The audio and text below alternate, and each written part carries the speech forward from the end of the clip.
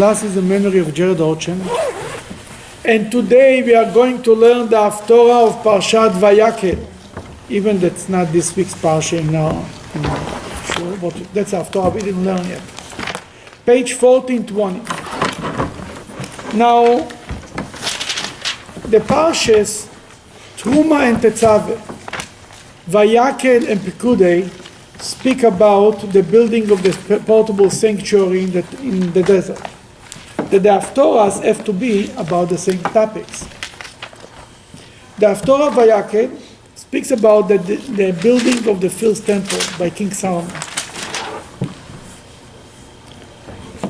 But interesting enough, even though it's not, we're going to read in our Shabbos, we're going to read Parshat Beshalach and not this, about the Exodus from Egypt, but we learn a connection between the Exodus of Egypt and the story here. We mentioned that this Haftorah is from chapter 7 in Kings 1, the book of Kings 1. Melachim Aleph, chapter 7. But chapter 7 is a long chapter of more than 50 verses. And this Haftorah is from verse 13 to verse 26, or 26, 26. And the Haftorah, not long ago we were studying the Haftorah of the second Shabbat of Hanukkah, is the end of the same chapter. I started to prepare the Haftorah. I said, I remember that. Maybe I was teaching it already. What's going on? I said, where I learned it? I looked back. I saw that's the Haftorah of the second Shabbat of Hanukkah. Then we were talking there about King Solomon deciding to build the temple. When he decided to build the temple, David wanted to build the temple, right? David started to build, he collected money and gold and silver, and finally God came and told them, you spilled enough, too much blood. Even the blood that David spilled was not with his own two hands necessarily. David was learning Torah in his army, went to war. Joab went to war. But it was on his account, so to speak. He bought the land.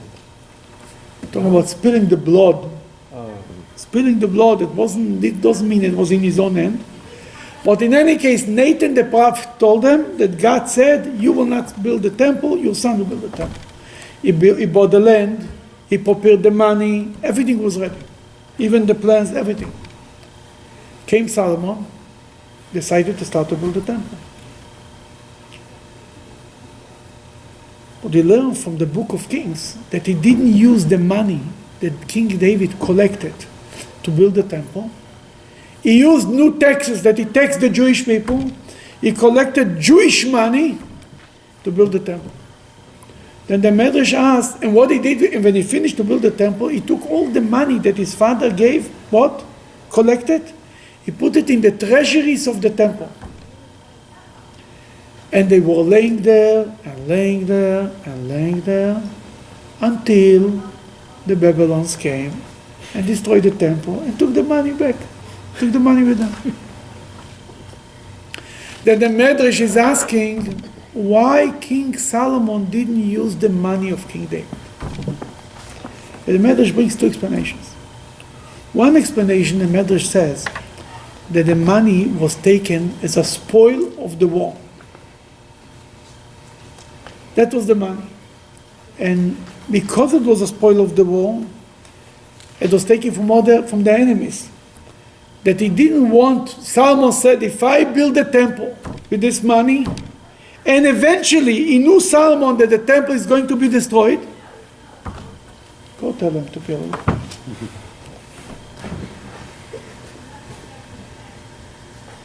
You're sending him to a combat zone.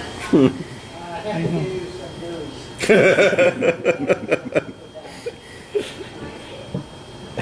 That's what he said. Blame me, it's okay.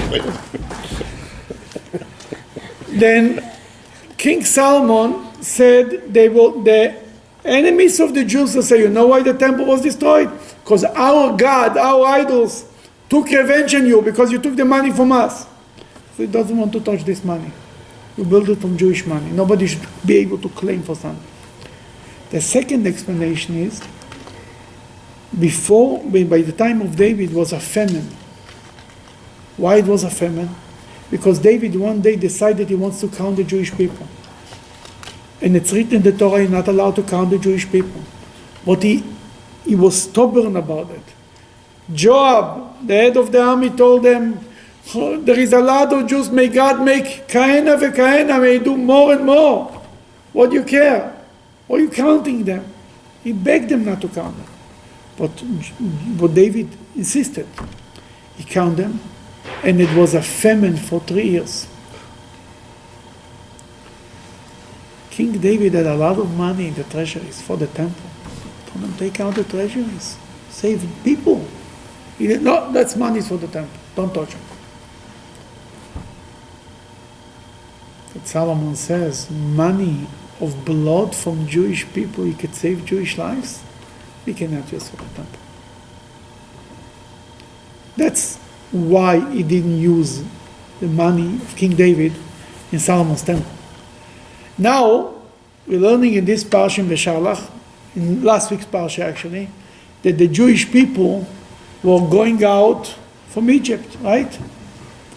And God tells the Jews to collect borrow gold and silver from their neighbors. Who borrowed, the men or the women? Who did? Women. They took jewelry and gold and everything, and the women, the Egyptian women gave them and gave them and gave them. The women came out beautiful. Came out full of gold. They came out, you know what, like what? Who is dressed up with gold? It's jewelry. Mr. T. Royalty. Yeah, right, like the princess or the queen. Who's No. dressed- Oh, the priest, high priest. No! No? I'll show you something very interesting. You mean the stuff from Isaiah? No, Did Isaiah. Tamar have gold when she was standing on the roadside? No. Who goes out with gold? Who get dressed up?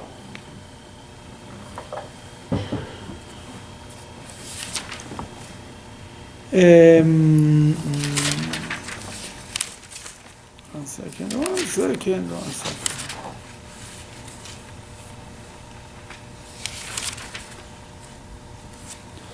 Look on page 405.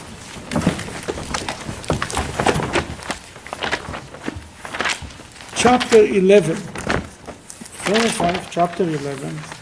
It's the book of Exodus, Parshat Bo, chapter 11 of the book of Exodus. God said to Moses, While he was standing in Pharaoh's presence, I will bring one more plague upon Pharaoh and upon Egypt, and afterwards he will send you away from here. When he sends you out, he will drive you out of here completely. completely. Okay, continue. Please speak in the ears of the people and tell each man to request from his friend and each woman from her friend silver vessels and golden vessels. God granted the people favor in the eyes of the Egyptians. Moshe was also a highly respected person in the eyes of Pharaoh's servants and in the eyes of the people. Okay. Here he tells them about borrowing gold. In Hebrew, he will send you out completely. The Torah uses a very strange word. The third line from the top, one word before the end of the line. What's written there? Kala with some strange symbols. Kala. Right. What's a kala? Right? Right. God wanted to take the Jewish people. God is the husband, right? Marry the Jewish people, the bride. Where was the wedding? At Mount Sinai. He says he will send you out like a kala, like a bride, dressed up, ready to the wedding. We didn't come to the chuppah with God like schleppers. We came dressed up with the best clothing, with the most expensive jewelry, ready to the wedding. That's where the women got their gold and silver. How we know it's the women? It's written later when the Jewish people actually went out. It's written that the women did it.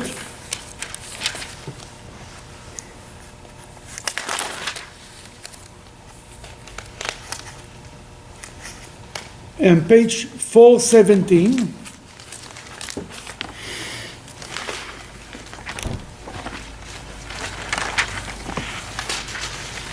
Number 35. The children of Israel. The children of Israel followed the order of Moshe, and they requested from the Egyptians silver objects, golden objects, and robes. Robes. Rubious robes. More women. It was a woman thing. Okay, that was the women did. Where the men got the gold. From the dead soldiers. What? From the dead In the soldiers. sea, right. Here the sea. We'll see here. It's written here, after the splitting of the sea, on page 432.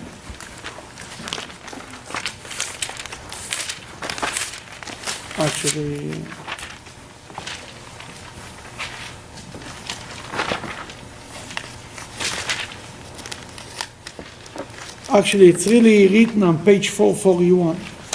After the Song of the Sea, with all the excitement, it's written on page 441, number 22, 1522. Moshe moved Israel on against their will Against the will, go ahead, continue. from the Reed Sea, since they were busy collecting the spoils of Egypt. They were busy collecting the spoils of Egypt from the dead soldiers. That the women got their money in Egypt. The people gave them the money. The men got the money from the dead soldiers. What the men did with the money, with the gold, and what the women did with the gold. And gave their golden calf. And the women? Gave it to the temple, or to the, Yeah. shekel. That money that came in a good way was used for the temple. Money that came in a bad way was used for the golden calf. Verstehst? That was an idea that he came up with, Mr. Mark Goldberg, Dr. Mark.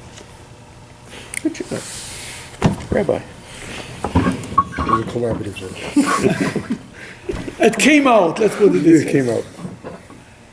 Then the same idea, what happened with the money from David and Solomon, the same idea really happened there in its own way. That this Solomon, that we know, at least we know, go back to the Haftorah, let's not forget where we are here from. The Haftorah on page, whatever page it was. 1321? 1420. Okay, find it. That's how we built the temple. Now, there is a big difference between the temple that Solomon built and the temple that Moses built. Moses built a small, intimate temple. Solomon built a huge building, huge. Moses, the main parshas of the Torah, Truma, Tetzaveh, Vayakhel, speak mainly about the furniture inside the temple. The building alone takes information, but not so much. The temple that was built by King Solomon, it's all about the building. The furniture, 2 lines here, 2 lines there. The main thing is the building, the beams, the size. It was like you came in, it was breathtaking. Then what's better? Or we can say, what kind of feeling you got when you entered the temple of Moses? What kind of feeling you got when you entered the temple of Solomon? So one would be intimacy and one would be grandeur. Or another way would be one's kind of love and the other one be awe.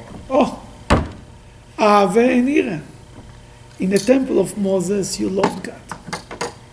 In the temple of Solomon, you were like such a small, wow, unbelievable. Solomon built it together with what else was built next to it. And before that, he built his own palace, and a palace for Pharaoh's daughter, and a this, and a that, and a temple. It was all complex. Then not every schlepper was felt, the people were going to the palace, to Pennsylvania Avenue, then it was to begin with, awakening awe of God, But also, that's why we lost the crowd, understand? People were afraid to go there, afraid to be connected. There was no the intimacy. Now, what's the right thing to do? It's a complicated thing, you see. Intimacy is good, but when it's intimacy, when there is love, too much love, it becomes cheap.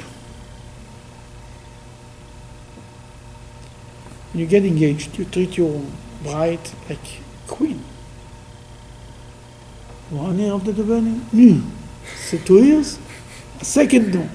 3rd years, oi. By 20 years, she doesn't even exist. Only if she reminds you that she exists. Oh, then it's painful. Then what is really happening here? The more you get used to it, the more it chips in. There is a verse in the Bible, "Oker raglecha mibeit re'echa." Do not remove your feet from your friend's house, and it refers to the temple. People shouldn't go too often to the temple because they will lose their respect to the temple. I remember the story once, the Rebbe, for some years, used to have, on holidays, eat a meal with 10 people, 10 Hasidim. It was the older Hasidim or some guest who came from far places. Once came a Chassid, a rabbi from Australia, his name was Gutnik. I knew him, passed away since then. And he was invited to the table. And the Rebbe sitting here and people sitting, and he couldn't eat. He couldn't, how could he eat? In front of the Rebbe. He tells the Rebbe, he was a Kohen, he tells the Rebbe, I don't understand how the Kohens were able to eat in the Holy Temple. The temple is full of the awe of God, the presence of God, and they were eating meat there. The Rebbe smiled and told him the first time was hard. The second time was a little easier. By the third time, they were used to it. He kind of told them also, don't worry, by the third meal, you'll feel comfortable, just now. But there is something about not being too often, having respect in the temple. Isn't this what the Rosh Hashanah and Yom Kippur Jews said? Can't go too often. To have respect. People tell me, I go to my temple, it's quiet, it's silent, nobody talks. Come to your shul, everybody's talking all service. Tell them, you're right. If you come once a year, you better be quiet. You better utilize every moment, have respect.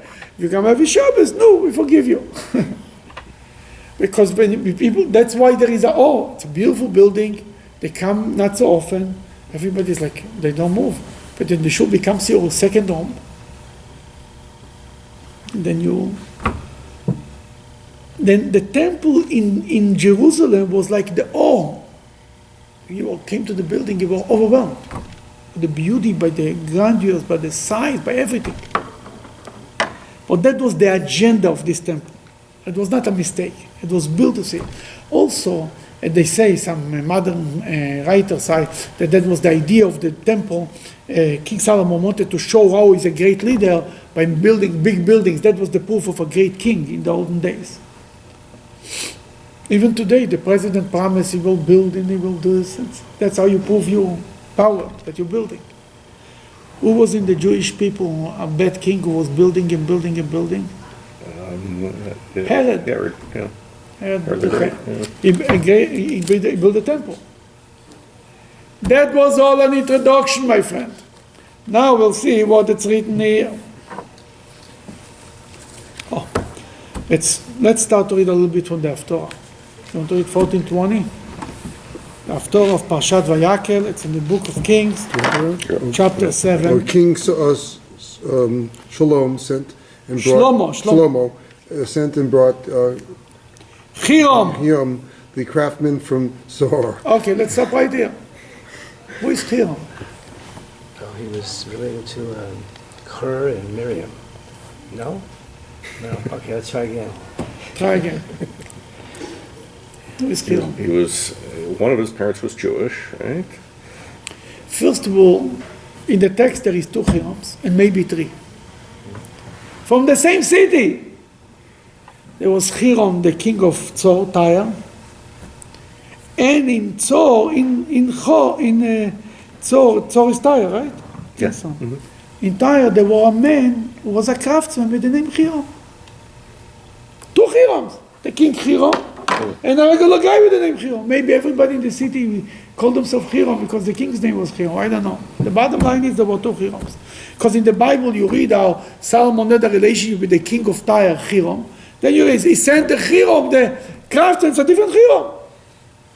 In top of it, we see in the stories, the text in the Bible, and the prophet, when he describes the building of the temple, that Hiram was there, that King Hiram from Tyre sent a Hiram to help a craftsman to build the temple. That the Medrash explained, that the commentary said there were the father Hiram and the son Hiram. The father Hiram came and helped to build the temple for 7 years. And his mother was at the tribe of Dan.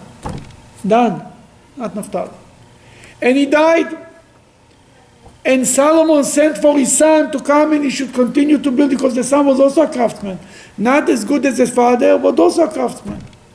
And his mother, from the son Hiram, was a mother from the tribe of Naphtali, and his father was in the tribe of Dan. You understand? Because on the text, it comes out like his mother was Jewish and his father was not. But his father was another Hiram, was living in Tyre, but he was Jewish too. Apparently this group in Tyre had a big reputation for building large temples. Yes. Yeah, for being craftspeople. Yeah. Craftsmen. But you're right. Then he finally sent to bring this guy to help him to build the temple. It's interesting that they give credit to the people who built. Now, the language that they use there is very similar to the language that they used about who built the temple by Moses. Bezalel? Bezalel, yeah, that's And one. Oholiab? Or Eliav. Bezalel was a tribe of Judah. Who was Bezalel?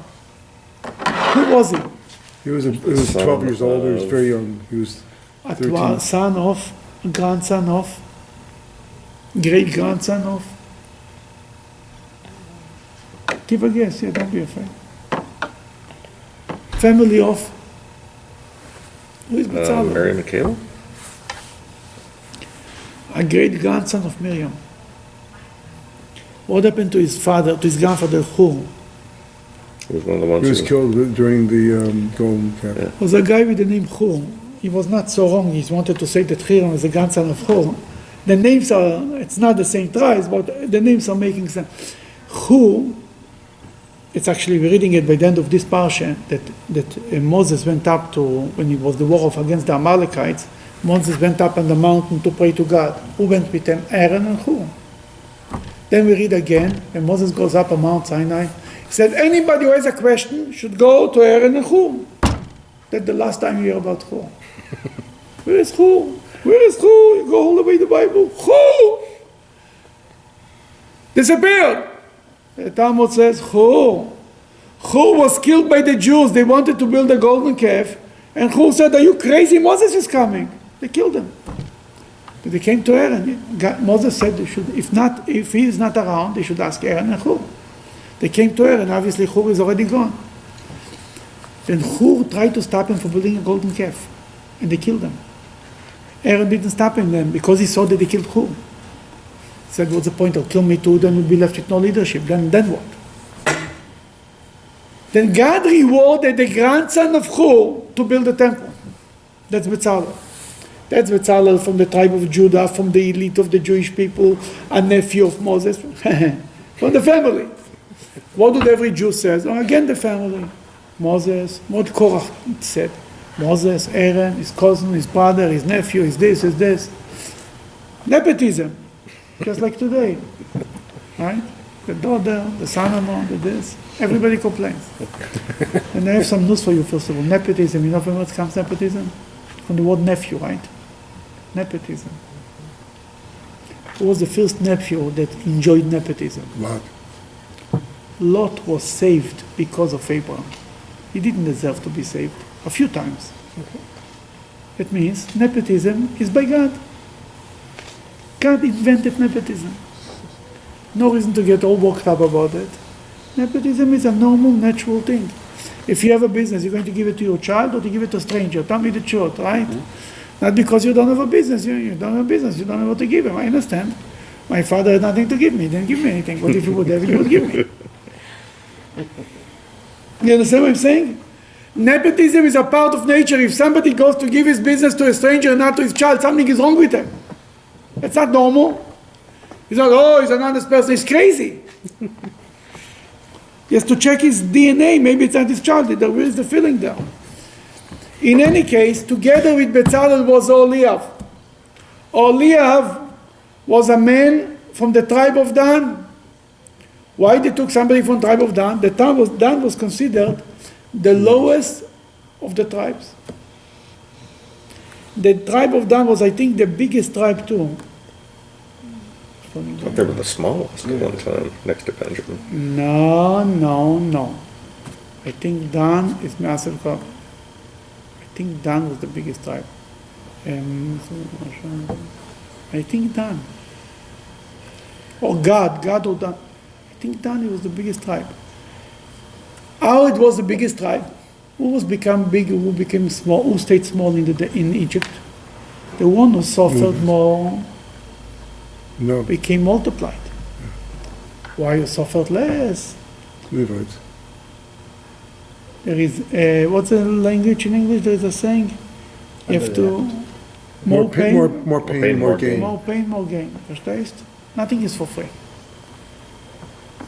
Then the tribe of Dan was considered the lowest of the tribes. That God wanted to take one from the highest tribe, one from the lowest tribe, combine them together. He said, together they'll be the temple. To make a point that in front of God there is no one better than the other. Every person is equal. That's why God did it. That by God, everybody is equal.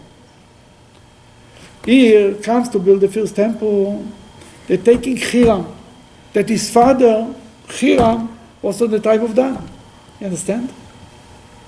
And who was together building with Hiram to get the temple? Solomon. There are certain things that Solomon did, certain things that Hiram did. That one from the tribe of Judah, one from the tribe of Dan, together they built the temple. That everything is meant to be. You understand what I'm saying? That was Hiram who was invited, and it's written about them, the word, who is Hiram? We read number 14. Yeah. Go ahead. He was the son of a widow of the tribe of Naphtali. His father was a resident of Zoar, a copper. That his mother from the tribe of Naphtali. His father was a resident from Zoar, but from the tribe of Dan. You understand? Go ahead. Hiram was filled with wisdom and understanding and skilled in doing any work in copper. He came to King Shlomo and did all his work. The language here, it was full with wisdom and understanding and knowledge, is the same language that's written about Bezalel building the temple. About Bezalel and Oholiav, that they have the wisdom, literally the same language. You know, that means when he says he was filled, it's saying that Hashem pushed that into his head. What does it mean? It doesn't have to mean that 5 minutes before he was hired, Hashem pushed it in his head. When he was born, filled with wisdom and understanding and knowledge, that when the time comes, they'll take him. You understand what I'm saying? He was born a brilliant man. What he did? Number 15. He sculptured molds for 2 pillars of copper. Each were 18 cubits high and 12 cubits in circumference. He made 2 spheres cast out of copper to put on the top of the pillars. The height of one sphere was 5 cubits, including... Okay, 1 second. How high was the two spheres, the two pillars? What was the height of the pillars? 18 cubits. 18 cubits. You hear the number? High. Already started then. 18 cubits. And then he made 2 spheres, 2 crowns, right? Every one of them were 5 cubits. In general, you know what they tried to create in the temple? What King Solomon really wanted to accomplish? What was the sanctuary all about in the desert? In the desert? Yeah. Not. In the temple, in That the was, desert. What he tried to build? What did he try to recreate with the temple? Well, it's a model of the entire universe, isn't it? It's The heavenly temple, theoretically.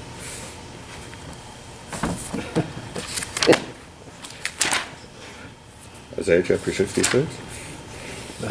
How about Bereshit chapter 1?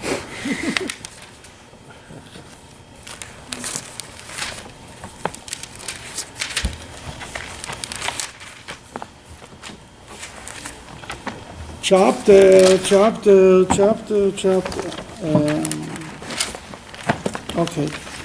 Page 25. Right in the beginning, chapter 3. How about Genesis chapter 3? It's written that God expulsion from the Garden of Eden, right? Number 23. God, Almighty God, sent him out of the Garden of Eden to cultivate the earth from which he had been taken. He drove the man out, and to the east side of the Garden of Eden he stationed angels of destruction, and the flame, alternatively blade, of the revolving sword to guard the way to the tree of life. You know what's written there in Hebrew? Not angel of destruction. It's written, he put in front of the Garden of Eden the Kruvim. Look, the last line, one line before the end, the one word before the end of the line. Akruvim. You see the word Kruvim? Yeah. Cherubs. He's told us before. I told it to you before, I know. That's why I know it, because I learned it before. Then the temple was recreating the Garden of Eden. That was the temple. The sanctuary in the desert.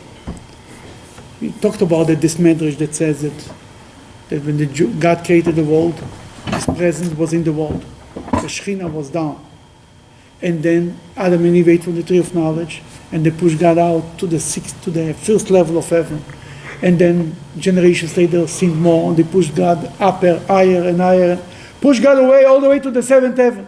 Then came Abraham and started to bring the Shekhinah down a little more, until it came Moses and brought the Shekhinah down to earth. Where he brought down the Shekhinah out? Mount Sinai. But where is the Shekhinah down to earth? In the temple.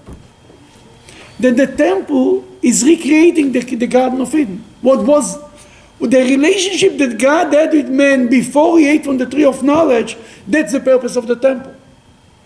That's why when King Solomon built the temple, he had it in mind. He was building a Garden of Eden. He was building the most beautiful place. He wanted it to be unbelievable. Torah is Eitz Chaim, right? The tree of life. Very good. Yes. The Torah is the tree of life. So where did the concept of building things that have 12 pillars of copper and giant balls of copper, how did that equate in his mind to trees and vegetation? It was trees, not physical trees, but everything, decoration of trees. It was all about art and beauty. That when a person goes in there, he forgets where he is. He forgets from life, from the world. It's so beautiful that it will be breathtaking. It should be like a garden. It should be like in a different world. Then he built the pillars. Okay, good.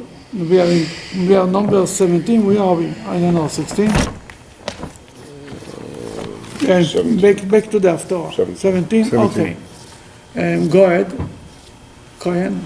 He made nets resembling interwoven branches and wreaths of chain work for the spheres which were upon the top of the pillars, 7 for one sphere and 7 for the second sphere. 7 and 7.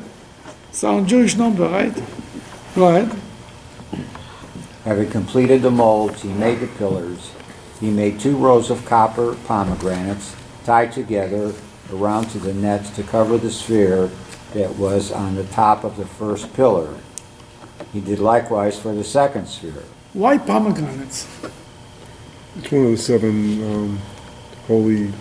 First of all, Tu B'Shvat is coming up. It's one of the 7 type of food that the land of Israel is blessed with. No. But it's also compared to the Jewish people that were like, it's also at the bottom of the robes for the Kohen. Like the sands of the sea and stars of the sea. Except the robe of the high priest is to have in his bottom, he had pomegranates. used to make noise when you stand to the temple. It was like, and why pomegranates? That the Medrash explained that the Jewish people compared to pomegranate.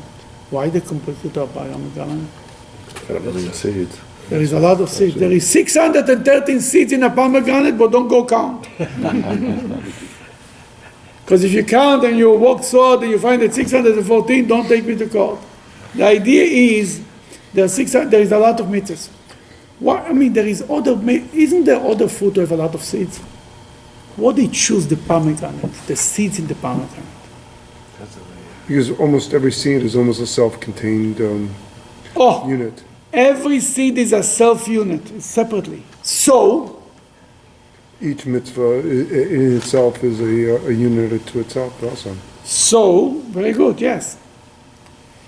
There is Jews who don't take the package deal. Jews, everybody. People who think it's a package deal make a big mistake. Oh, if I don't do this mitzvah, I will not do the other mitzvah. Every mitzvah is separately. That's why it's a pomegranate. Every mitzvah stands on its own. But yesterday, it's like, you want to help your wife asks you to wash the dishes. I don't do it. Why? If I will do it, I'll benefit it. Yesterday I didn't want to do it. If I will do it today, I'm consistent. I'm not washing the dishes. I didn't want to do a mitzvah yesterday, I should do it today. What kind of logic is this? Every seed in the pomegranate stands on its own. That they make pomegranates to remind God of the greatness of the Jewish people. The old temple was a way, in his own way, to remind God about how beautiful the Jewish people are. In so many different ways. The high priest had on his chest the 12 names of the tribes, right? And he had it on his shoulders. And in so many ways they tried to do it. The same idea. Okay, let's continue. Okay. Number 19, I think, no? Yes, 19. Go ahead. The spheres. The spheres that were on the top of the pillars were made with a rose-like design on the top, 4 cubits. Why a rose? Why a rose? Mark? Mark, you abandoned the 100. Roses. The Jewish people compare to a rose among thorns. Among the thorns. Where is it written? No. Probably Song of Songs. Where is this written? Song of Song, yeah. You don't read Song of Song, it's not for you. I was going to guess that too. Thank you. Song of Song, it's written that the Jewish people are like a rose among the thorns. That's why they made a rose. Who wrote Song of Songs? Solomon. Solomon built it. Okay, go ahead, continue. I'm sorry, continue, next verse. The spheres were not merely on the edge of the 2 pillars, but they also covered the hollow in the middle of the pillars behind the net. Mm-hmm. There were a total of 200 pomegranates in 2 rows all around, and so too on the second sphere. Wow, it's a lot of pomegranate. Okay, let's continue, the next verse. He erected the pillars in the entrance hall to the sanctuary. He erected the right pillar and called its name Yachin. He erected the left pillar and called its name Boaz. Yachin and Boaz. Now, why he needed the 2 pillars? That's for beauty. What did it represent?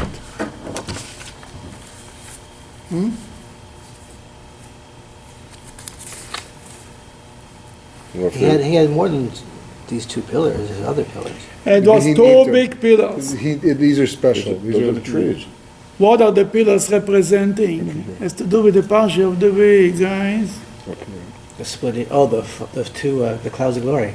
The 2 pillars, the clouds of glory. The clouds of glory, the pillar of fire and the pillar of the day, by the day and by night, right? And it's in this Parshat, the first time we read it. The beginning of the Parsha, page 423.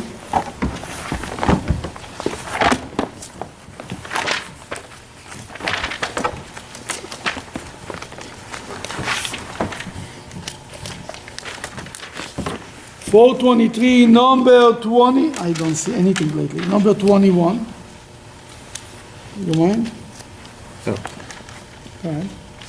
God went before them by day in a pillar of cloud to guide them along their route, and at night in a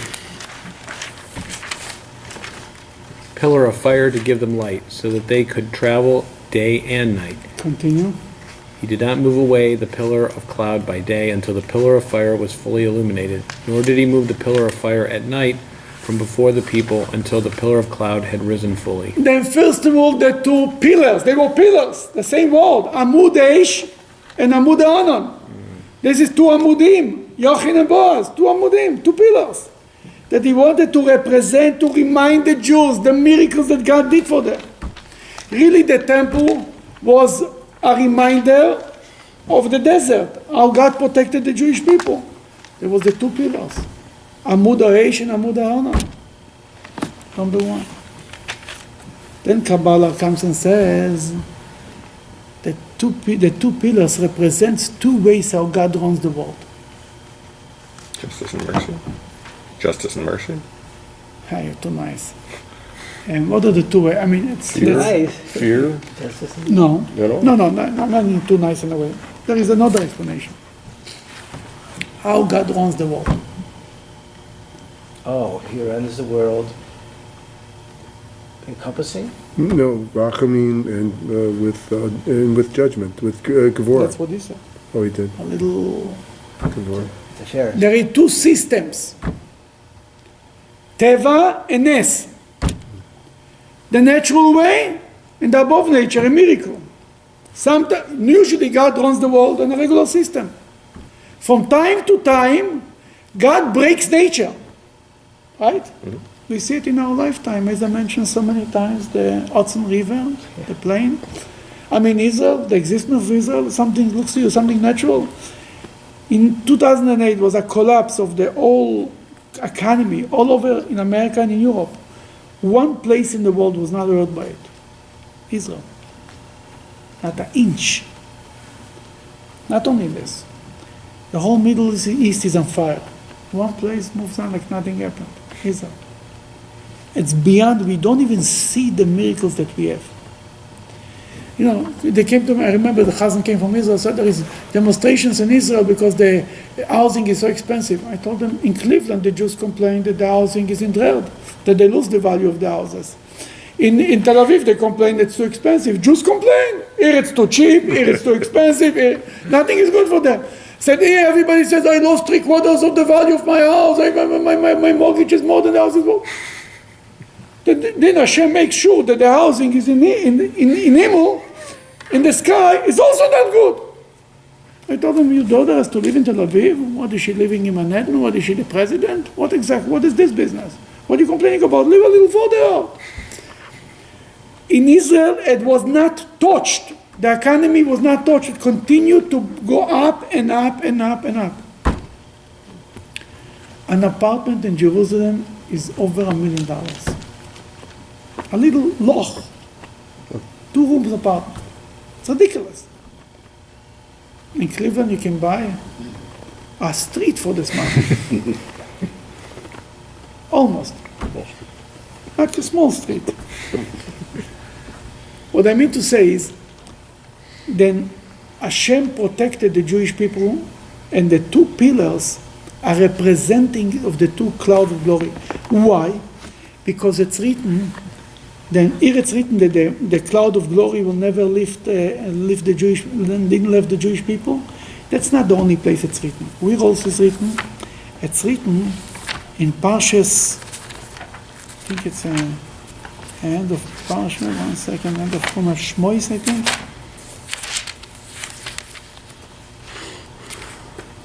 Yeah. If you look on page 615, 615. I'm sorry that I make you run from place to place.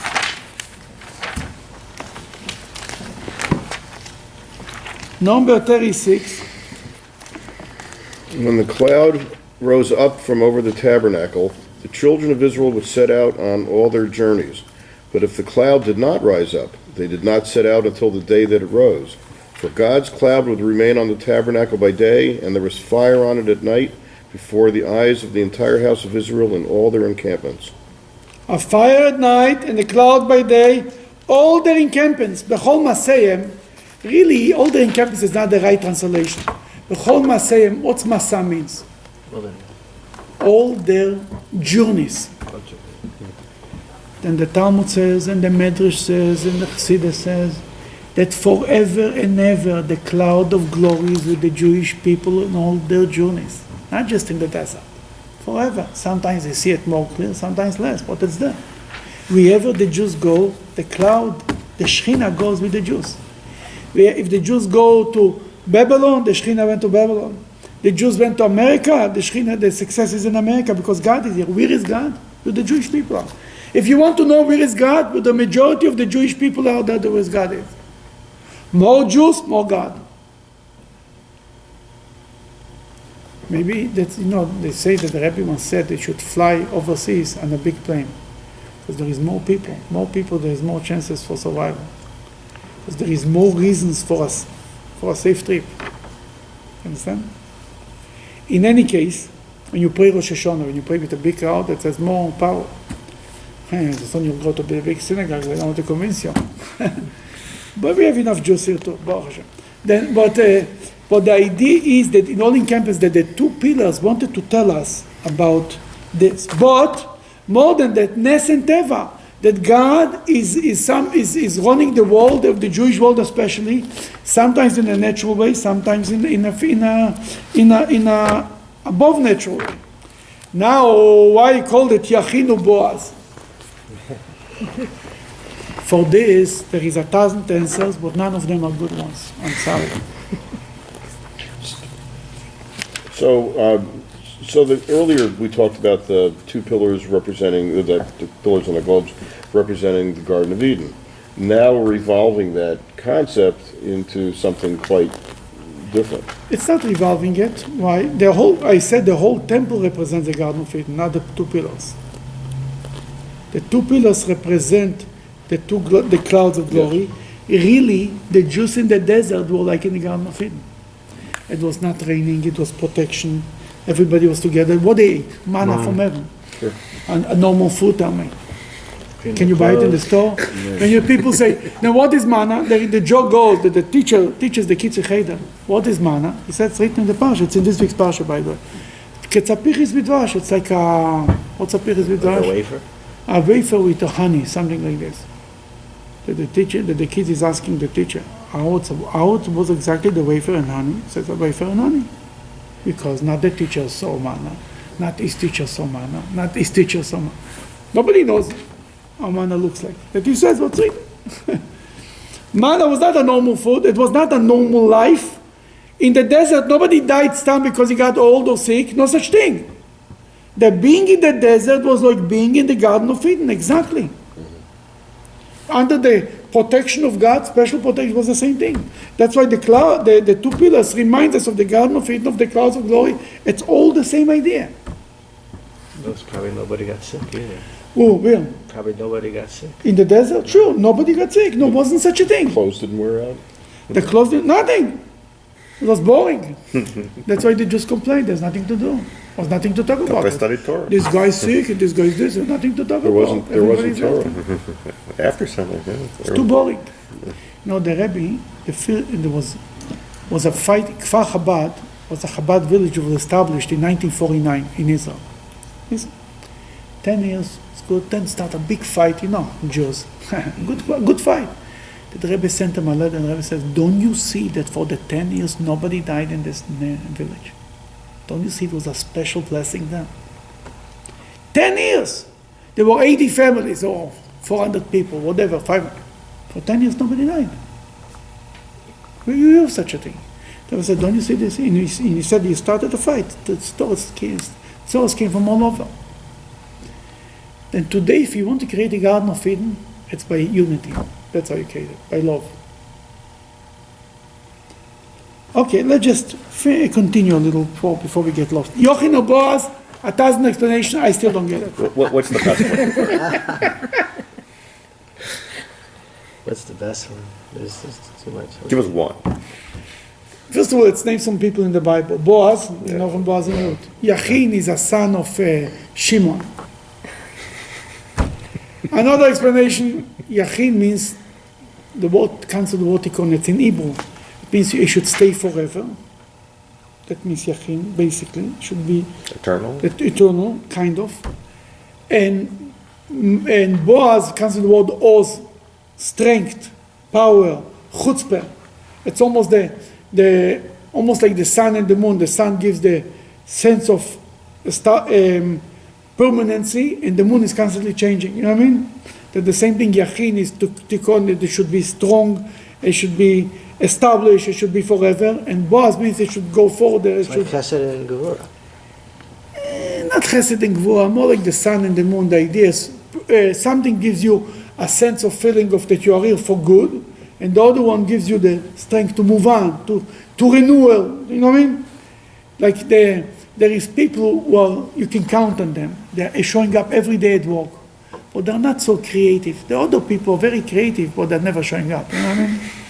When he comes, it's amazing, but the problem is he never comes. He comes to one today, he shows up 3 o'clock, the second night is 5 o'clock, he has an idea, he disappears, he was sick, he was this, every day is another story with him.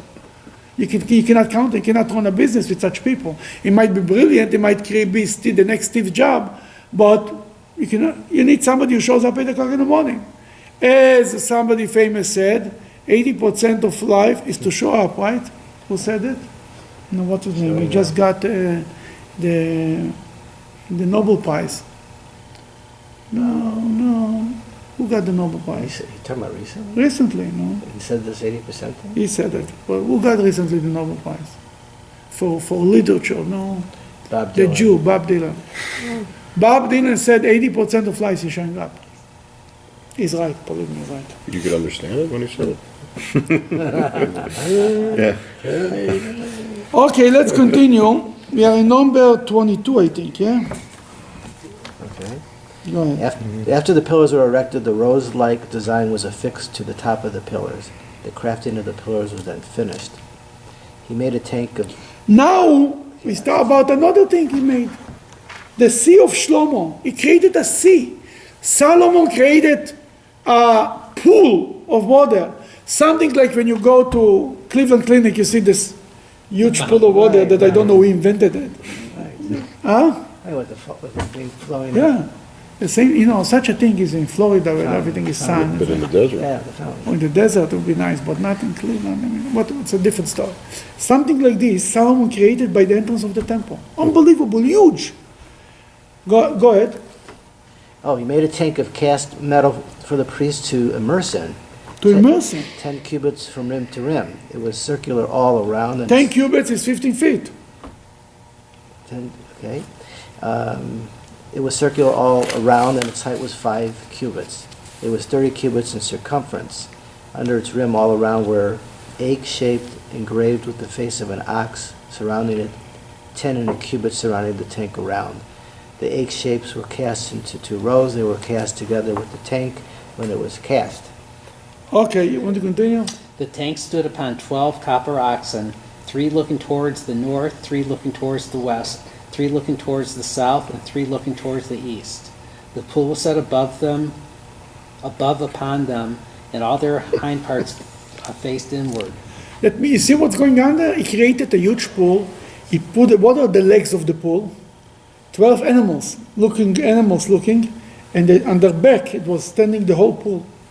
And according to some commentators, the legs had holes connected to not to a pump, to water underneath. Oh, like a well almost. Because he wanted to create a mikveh. He created a mikveh that you see, to enter the temple, you have to immerse in the water. That's why they find around Jerusalem mikvehs all over.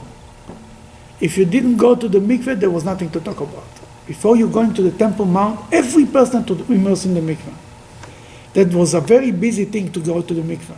That he created a huge mikveh for the Kohanes in the temple to be able to immerse. If they got impure for whatever reason, they can immerse inside.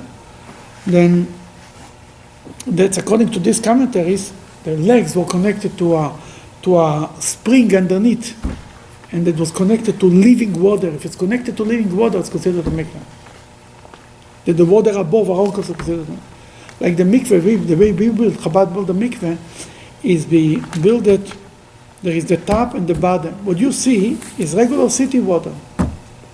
But there is two holes in the bottom of the mikveh that underneath it, there is a box, like a reservoir of water, of rainwater.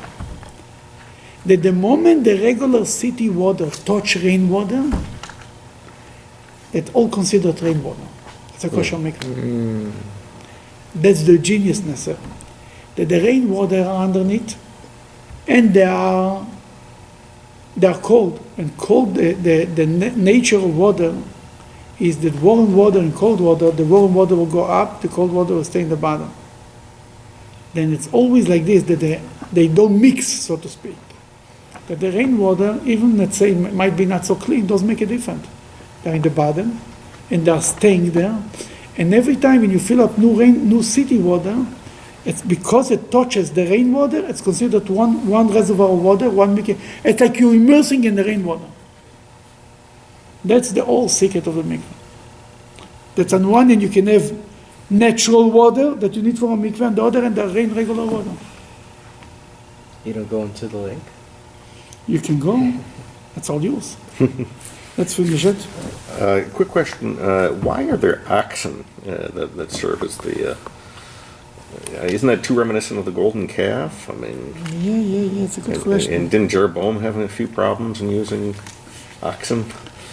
This was an atonement. Or bulls, as the case may be? He says maybe it was an atonement. Yeah, maybe.